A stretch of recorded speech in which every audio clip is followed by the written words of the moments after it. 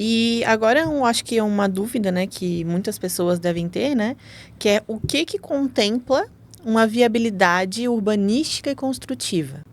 Porque eu acredito que o corretor, ele não deve ter o conhecimento de um arquiteto, de um urbanista, de um engenheiro, enfim, né?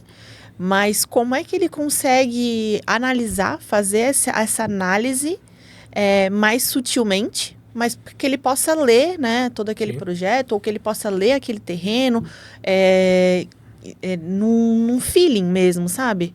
Como que funciona? Perfeito. De novo, a gente aqui querendo que o corretor faça tudo, entenda tudo, né? Mas é matemática, gente. É matemática, né? Quando a gente falou para analisar primeiro a viabilidade jurídica, depois a ambiental, depois a urbanística barra construtiva, né? Urbanística barra construtiva porque se ele está tramitando uma área para loteamento, para parcelamento do solo, ele vai fazer uma viabilidade urbanística, né? Que a gente chama de EVU, né? Estudo de viabilidade urbanística. E se ele vai fazer tá tramitando uma área para prédio, por exemplo, ele vai fazer o que a gente chama de estudo de massas, que é um estudo preliminar para aquela edificação. E tudo isso, ele vem de encontro às informações que a gente já coletou antes, na viabilidade jurídica e na viabilidade ambiental, né? Na viabilidade jurídica, ele identifica qual que é o zoneamento e dentro desse zoneamento, ele vai identificar o que são os usos permitidos, ou seja, o que pode ser feito ali, se ele pode fazer uma farmácia, uma clínica, um hospital, um hotel, um prédio residencial, ele sabe o que pode ser feito ali. E também, além dos usos admitidos, tem os coeficientes admitidos, né?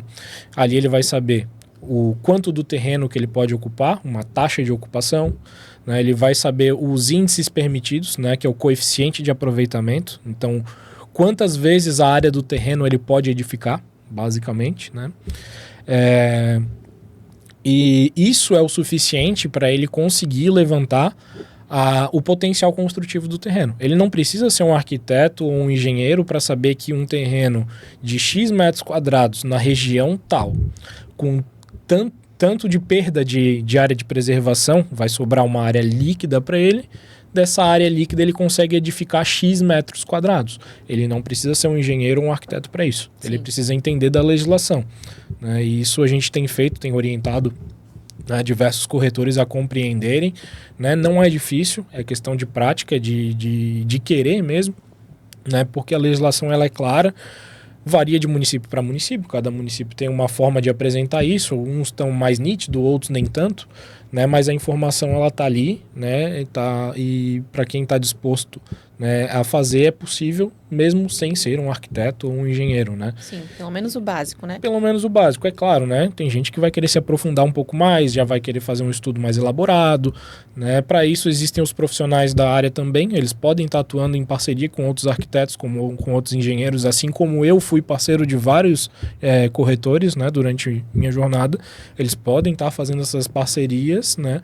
Para fortalecer ainda mais, né, a base, né, dos negócios deles, né? Sim. Então, mas para voltar ali ao tema do que é, né? O EVU, que é o Estudo de Viabilidade Urbanística, nada mais é do que um master plan da área, né? Então é pego o que a gente fez antes, que é a viabilidade ambiental, a gente delimita todas as áreas de APP, né? Todas as áreas de perda mesmo que a gente vai ter e determina qual é a área útil para receber o empreendimento. Dentro dessa área útil, a gente determina ali os arruamentos, né, os lotes, e os lotes eles vão estar de acordo, novamente, tanto os lotes, né, quanto o arruamento de acordo com o plano diretor do município. Então, qual é a largura mínima de via, a largura mínima de calçada, vai variar de município para município, de região para região, né? Se tem alguma diretriz viária projetada do município ali, é importante, né? Às vezes, a gente já pegou muitas áreas que os corretores traziam, né, para desenvolver condomínios fechados. Mas era uma área pequena que no meio dessa área tinha uma diretriz viária, né, projetada pelo município. Ou seja, eles projetaram uma rua para passar ali.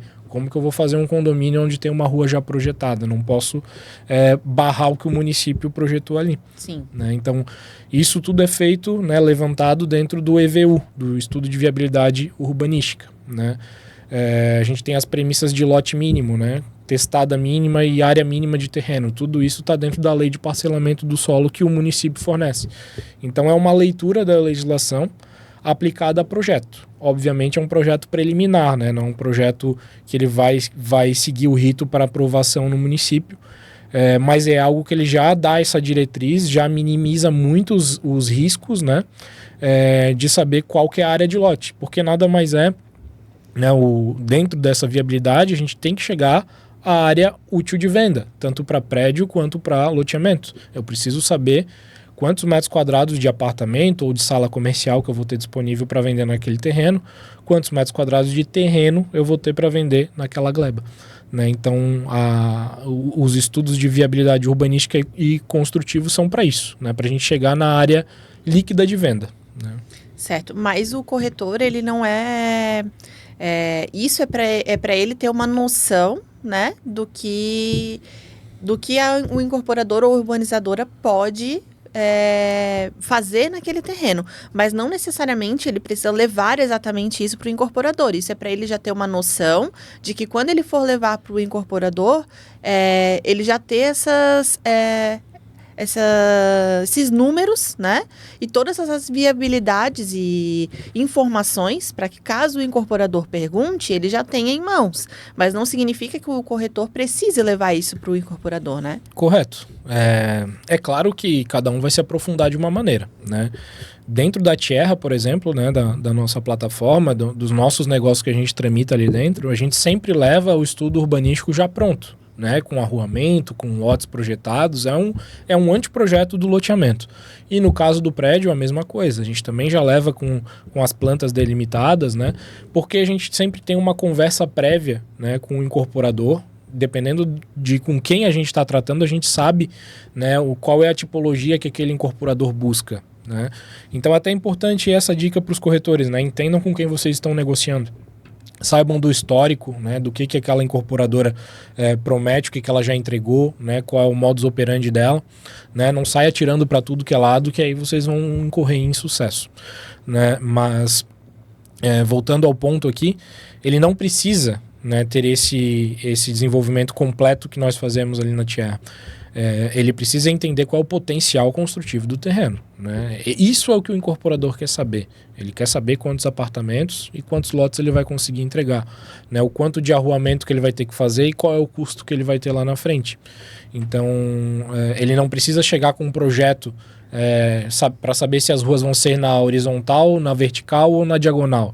Não, ele precisa ter uma clareza do quanto que ele vai ter de área útil. E isso a gente consegue fazer mesmo sem projetar, né? Apenas analisando os dados, né?